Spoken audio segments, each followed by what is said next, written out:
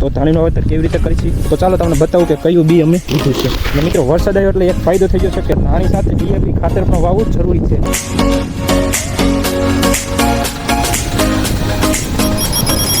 Finally આપણે જે રીંગણી વાવી હતી એમાં જો દાંતી હકાલી નાખી છે અને વરસાદ પછી પાછી બીજી વાર આપણે દાંતી હકાલ નાખી છે અને હવે આપણે આમાં ધાણી વાવવાની છે. તો મિત્રો અત્યારે આપણે હવે દાંતી મારેલ છે તો અત્યારે આપણે હવે આપણા ટ્રેક્ટરથી રપ્પો હકાલી નાખીએ. તો ચલો કન્ટિન્યુ.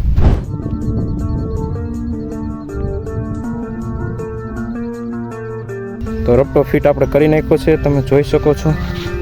તો ચલો હવે કાંઈ રેડી બધું છે, ચલો ખોલી નાખી.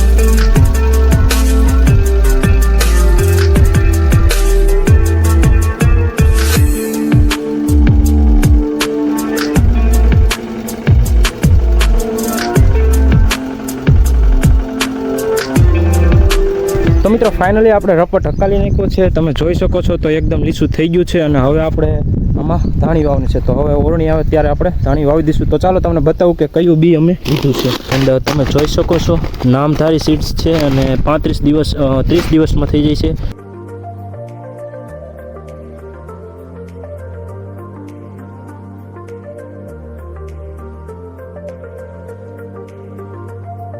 તો મિત્રો આ 10 પેકેટ છે અને આ એક આવે છે 500 ગ્રામનું, એટલે આખું આ એક થશે 1 કિલો. તો એવી રીતે આપણે 10 પેકેટ છે. તો ચલો હવે ઓયણી આવે એટલે આપણે ધાણી વાવી દેવાની છે. તો વિડીયોમાં છેલ્લે સુધી બન્યા રહેજો. તો ધાણીનું વાવેતર કેવી રીતે કરી છે આ વિડીયોમાં ખબર પડી જશે. તો ચલો કન્ટિન્યુ.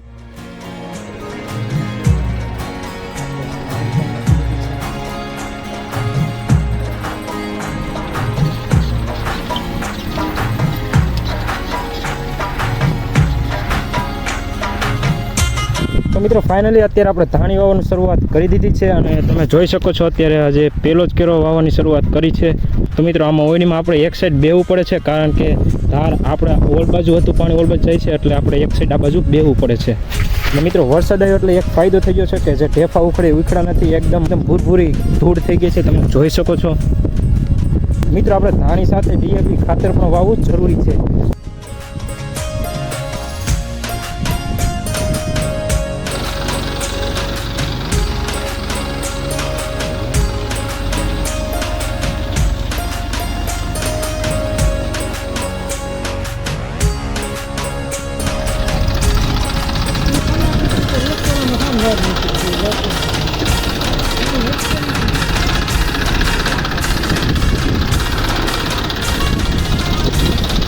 લાવો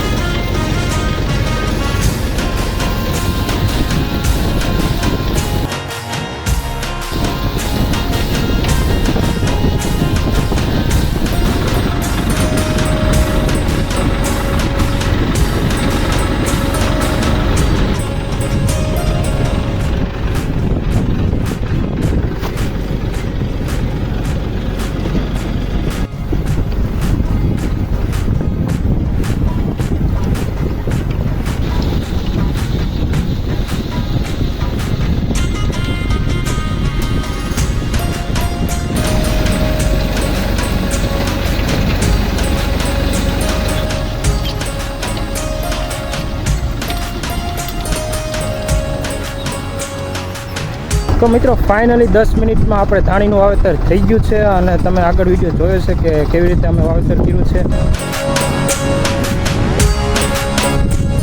તો મિત્રો ફાઇનલી આપણે ધાણીનું વાવેતર થઈ ગયું છે, તમે જોઈ શકો છો. અને અત્યારે આપણે આમાં દવા છાંટવાની ચાલુ કરી દીધું છે, કારણ કે અત્યારે આમાં બાસાલીન છાંટી છે. બાસાલીનથી આપણે જે ખડ ઉગે છે તે ખડ ન ઉગે, એટલે બાસાલીન છાંટવી જરૂરી છે. તો મિત્રો આ છે બાસાલીન. તો આ આપણે ધાણીમાં બાસાલીન છાંટીએ છીએ અને કંઈક આપણે એક પંપમાં 50 ml પાવાનું હોય છે, એટલે આખું માપ્યું પાઈ દેવાનું.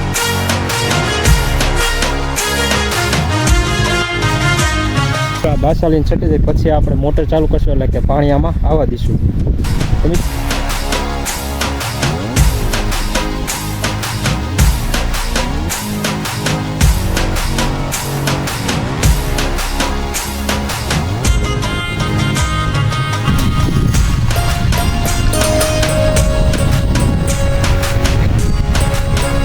તો મિત્રો અત્યારે આપણે ઓલું પાર્યું પાવાનું છે, પછી આપણે આ પાર્યું પાવાનું છે.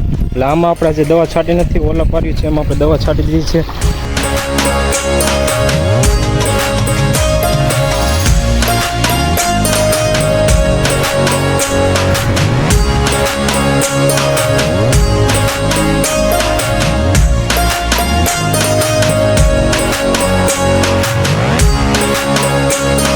હવે પછી આપણે કેટલા દિવસમાં ધાણી ઉગે છે તે બધું નેક્સ્ટ વિડીયોમાં જોશું. તો આ વિડીયોમાં આટલું જ. વિડીયો સારો લાગે તો ચેનલને સબસ્ક્રાઈબ કરી નાખો. તો ફરીથી મળશું એક નવા વિડીયોમાં.